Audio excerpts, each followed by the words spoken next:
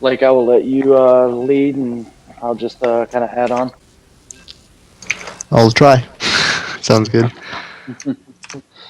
You're actually going to have to lead as much as possible as far as, the what's going on stuff, because you're going to be Like I the will let viewer you here. But lead, I'll and try to make I'll as many just points kind as of I add can on. and point things out. I'll try. Sounds. Okay, sounds good. Hurtntime. Oh shit. KG's going, or Freedom's going random? Yeah, because I think it's because of the uh, uh, level difference or gap. So on the left side of the map, we have the red Terran Hurtntime, and the right side we have the orange Zerg, who went random this match, is Freedom. And Freedom was actually the Season 1 Starcraft League champion, and went on to face Ender in our beginning of Season 2 show match, which was very fun to watch. And you guys can check those videos out as well. Have you watched? I'm sure you've played against and watched Freedom, but have you seen Hurt in Time or any comments to have on Freedom as well? I've played against Freedom. I have not played against Hurtntime. Looks like an extractor trick from Freedom to get that next drone out while he waits on his Overlord. And looks like Hurtentime's just gonna wall off the ramp. So pretty standard games. No early shenanigans. Yeah, I think Hurt in Time being the lower level player here, just in general, will probably play a safe game here. I don't think he'll try anything gimmicky. But it'll definitely be interesting to see what Freedom does. If he tries to play an average or a regular macro game, or if he tries to end it early with some kind of roach rush or something along those lines. Yeah, you can definitely see the disparage between the leagues here. You've got a gold versus a diamond. Hurtentime just broke 20 APM to the about 160 average, and we've already got an expansion out from Freedom. So looking good, man. Yeah, it is. It is fairly standard here. Pool goes down for Freedom. He'll probably continue to drone up here and try and get his economy saturated and set. And I think we'll see the same thing here. Hurt in Time will probably expand a little later when he confirms that he can expand. He probably won't take anything early without viewing the opponent. Freedom scouting around, looking, I guess, for any bunkers. We've got a couple Marines coming out from Hurtentime. His gas was a little late, so he should now have gas for Reaper if he wanted to follow up with the Reaper. And it looks like he's going to scout the main of Freedom, so just make sure, mainly what he wants to do is check his gas and see if he's got gas. Not having gas. Ooh, Blake, you still there? Getting a little lag from you, Blake.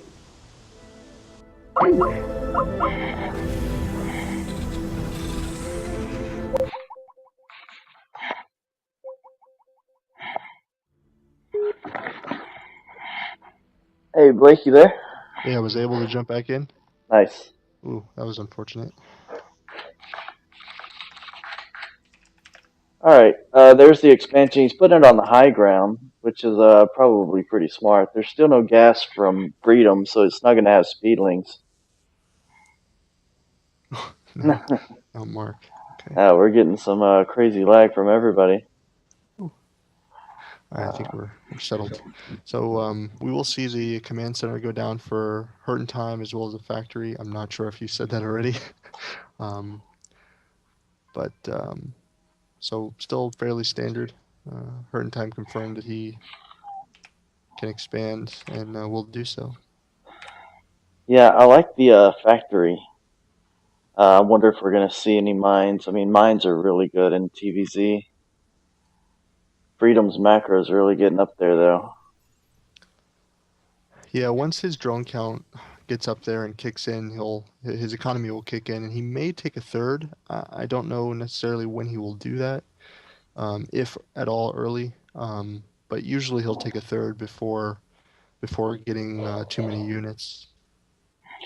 Um, I you know, like he, the he laying at the natural of Hurtntime. He did go up the ramp and see the expansion the command center's building up there, and he's got an overlord kind of hanging back, waiting to do a scout later on.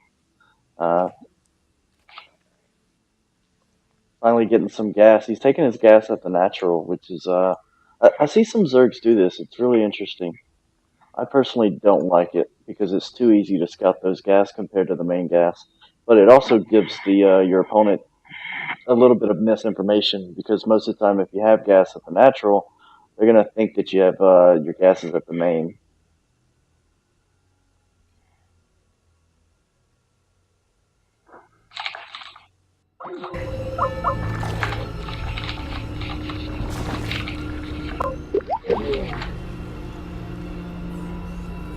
All right, looks like the base has been moved to the low ground. It's converting into an orbital. Hey Blake, welcome back. Sorry, Hurtntime is guys. going to pick off this Overlord from Freedom. Little bad reaction from Freedom. He should have seen those Marines coming up, but really good by Hurtntime to pick that off. I don't like the fact that he's not making SCVs out of his command center at the natural, and looks like Blake is going to lag out.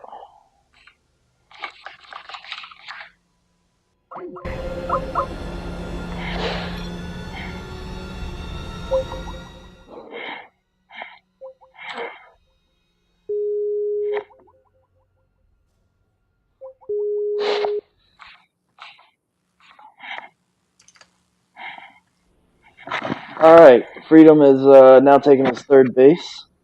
Pretty standard. We've also got Hurtentime taking a pretty early third base in the big picture. He's not even making SCVs though. He's got 20 SCVs at his main. He needs to transfer some of those over to his natural. I don't like him going for a third base when he's actually not using the two bases that he has. He's finally started making SCVs again though. We've got plenty of drones at both bases for Freedom. Got his gases going. He's got double Evos coming as well as a Roach Warren. No lair tech yet, which is interesting.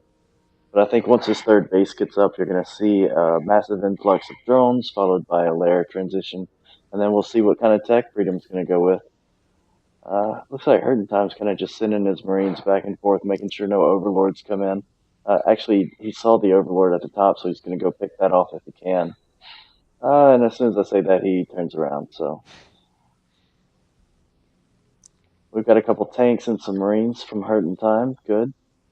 I'm not quite sure why Freedom's sending all of his overlords to the south. Maybe there's some part of that map that he's not familiar with and he wants to scout it out. We do have a very small push from Hurtentime. Freedom's going to see it with a Ling. We're going to need some army from Freedom pretty quick to stop this. He's only at 700 resources compared to the 1100. These tanks are going to siege up and it's going to be kind of tough to difficult with. And he's got his stream of Marines coming, so we're going to see how Freedom reacts to this. Looks like he's making 9 roaches and 2 lings. In the meantime, his Evo chambers are going down.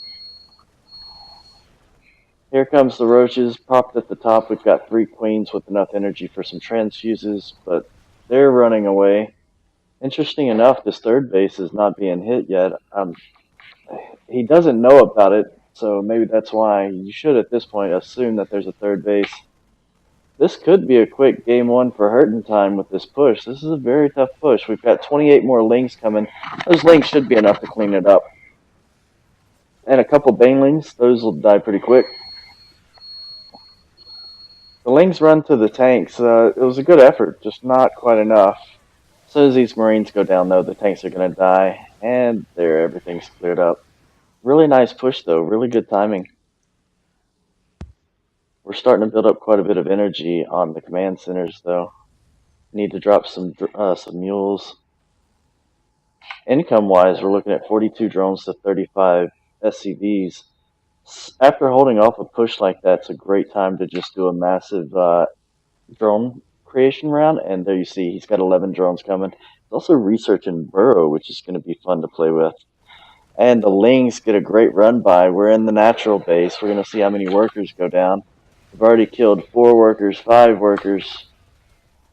Tank's going to go down as well. Lings are actually attacking the base. We've got a front harassment. We're going to take out some supply depots at the front. Really nice attack and counterattack by Freedom. More SCVs getting picked off. We're now down 12 workers, 13 workers. The ramp's closed, and we've got a tank up here going to clean up those Lings. But he can't do anything at the natural. There's no SCVs at the third, so this is really going to hurt his economy. You can see he's mining less than 600 resources a minute. He's only got 25 workers to 73 by Freedom. After such a great push by Hurtntime, I hate to see this counterattack be so strong, but it's pretty much going to be over. I don't like to call a game early, but there's just not enough economy, and he still hasn't even cleaned up this last Ling.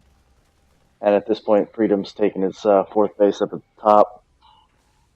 We're finally getting a layer upgrade. We're going to see what kind of advanced tech. So far, it's been nothing but tier 1 units, and they've been pretty effective. We've got several tanks now. We're 3 tanks and 7 Marines, so the Army's a little light, but, you know, it packs a punch. Another Ling just running around. You'll see Freedom's going to go check all the other bases and make sure there's no hidden bases or anything like that. He knows about the 3 bases that are there. Hurtntime's going to send over a barracks to kind of do some scouting for him. Cheeky map hacks. Alright, layer's finished. Let's see what gets made. We've got another hatch still coming down. It's his 4th base. He's got the macro hatch, which is what he made into the layer, and there's the tech. That's going to be a spire. So it looks like it's going to be a pretty standard Mutiling and a couple Banes. We've got Baneling speed coming, and there's the Banes, 15 Banes.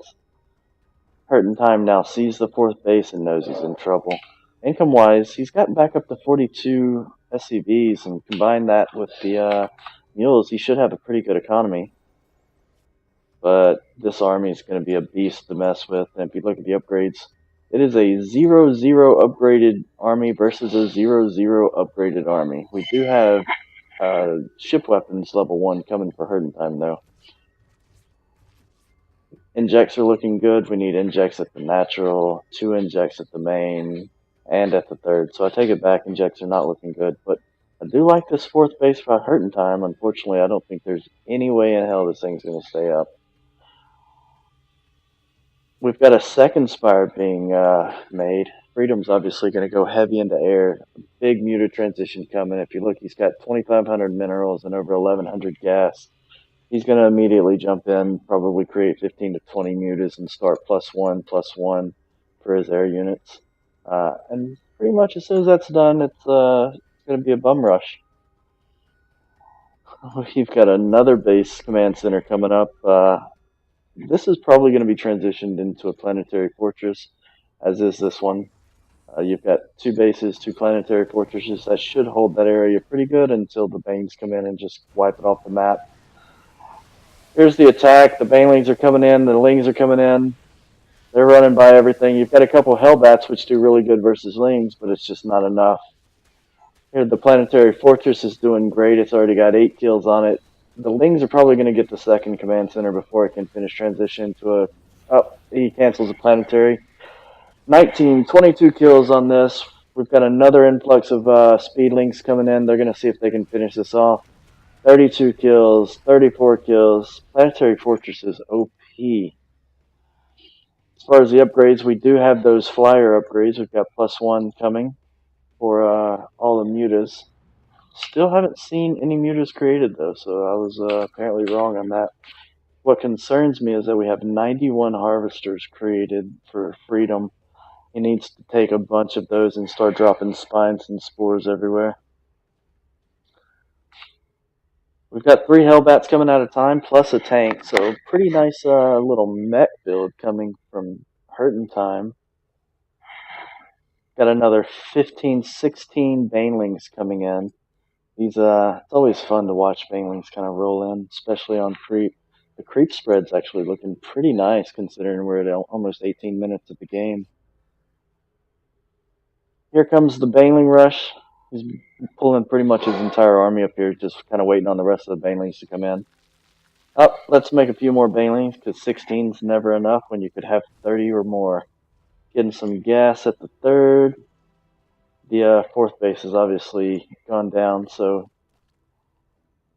he's going to send in some changelings to do some scouting, find out how big that army is and whether he can just roll in or not. Sees the Hellbats, sees the tanks. Decision time, roll in or not. No, instead he's going to take two more bases at the bottom of the map. Those shouldn't be scouted for a long time. If you look at the map vision, Freedom's map vision is fantastic. He's pretty much got sight everywhere.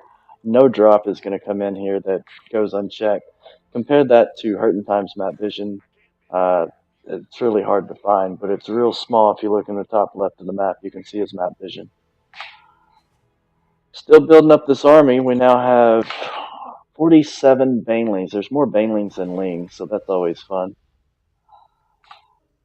We're getting the two more factories to add on the mech build. Let's see. Got all the drones transitioning south. This is just craziness.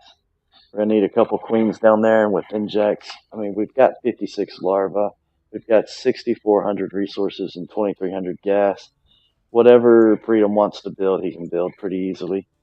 At this point, what you want to do is just take your whole army, sacrifice it, kill as much Terran as you can, and just build a bunch of mutas. We do have another command center being built by Hurtntime. It should be safe. It's kind of behind this army and the siege line of tanks, which are really powerful versus Baneling. What I would like to see is a bunch of Widow Mines stacked through this composition, because the splash damage on Widow Mines do so much damage versus Ling. It's awesome. I would say that we need more injects, but we still have, 78 larvae, so it's not like we're running low. We are finally going hive, so I'll be interested to see what tech comes after the hive. The army scouted using the sensor tower, so Freedom goes ahead and pulls his army back. Not sure exactly what he's waiting on. He's very close to maxing out. Maybe he's just going to max out and run from there. We have 1/1 Lings, and I believe the Greater Spire's in transition now. We've got +2 attack coming for whatever air units, mutas, hint, mutas, get made. It could skip the mutas and go straight into a Broodlord attack, which would be really good versus this mech, because it turns out tanks cannot shoot up, Hellbats cannot shoot up, and we've got 7 tanks and 25 Hellbats. So if Broodlords or mutas come, either one, it's going to be great. We've got a Hellbat drop over here, which killed several lings. Or several drones. We're now 10 drones down compared to the 18 SCBs that have been killed this match. But Freedom does a good job cleaning that up. It's still 85 workers to 81, so the income for these guys is really off the charts. I know for a while Hurtntime was kind of hurting on the income. He's got 30 workers at his natural. He's none on his main. He is finally making some Widow Mines, which is good. Got 24 workers on his third. His fourth base is up. He's got a couple workers that aren't building. Really needs to get this fourth base moved, but he can't. There's burrowed lings everywhere. But here comes the push. Hurtntime's decided now or never. He's actually got a larger army, but he's maxed out. That's impressive. Freedom sees what's going on with a couple of his changelings. Hurtntime's maxed out versus 150 supply, 161. Here comes the big creation. This is the good thing about Zerg. Whenever you're ready to make whatever army you want, you just use all your larvae and make the army that you think is going to be the perfect counter. He's making 13 Corruptors, so he's obviously going to try for Broodlords. The Banelings are going to roll in, see how much damage they can do. Do a good bit. Zerg's actually lost more. He's lost almost 10,000 resources compared to the 8,200 that Terran's lost. So Hurtntime actually doing a really good job. He's now got 11 Widow Mines kind of protecting his front. So if these Banelings try that little roll maneuver again, they're going to get pushed back. He's cleaned up the creep. He's going to be able to move his base up here and finally take a fourth. Freedom's economy's off the charts, but he's really going to need an army soon. Freedom's pretty much got half the bases on the map. Income-wise, 85 to 81. right there where you need to be. Maybe even a little too high, depends on your playstyle. Uh, the good thing for Freedom, though, is his bank. As soon as he loses an army, he gets an instant remax. Terran's going to be able to remax too, just nowhere near as fast. Uh, Hurtntime's maxed out. We're going to see a maxed out Terran versus a almost maxed out Zerg. What we're waiting on from the Zerg, from Freedom's aspect, is these Broodlords. We've now got 5 of them, and we've got 7 more coming. He's going to lose this base, but it's not that big of a deal. He's already got his drones burrowed, so he's not going to lose those unless they scan. But the Broodlords have made their way in. They've got overseers. He sees the Widow Mines. The Widow Mines are going to go down. He loses his base, but at this point, you're going to start seeing all of the Hurtntime's army kind of disappear.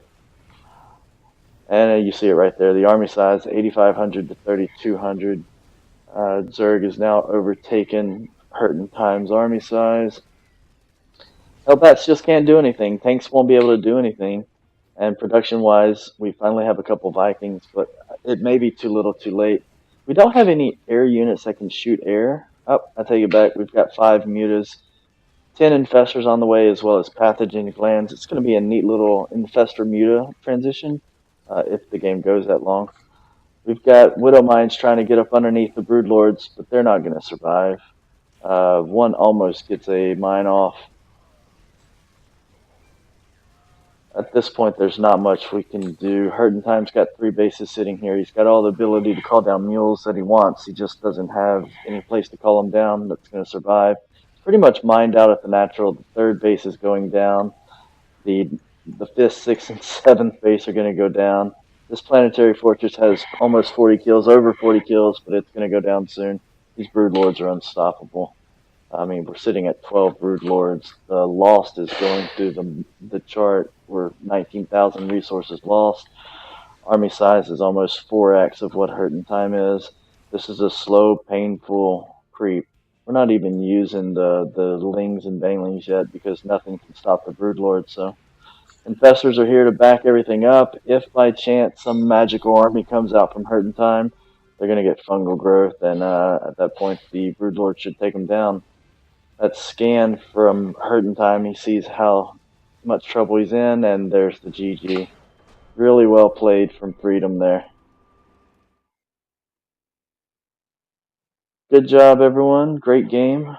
And it looks like Freedom will mark this as a win, and Hurtntime will mark this as a to improve game.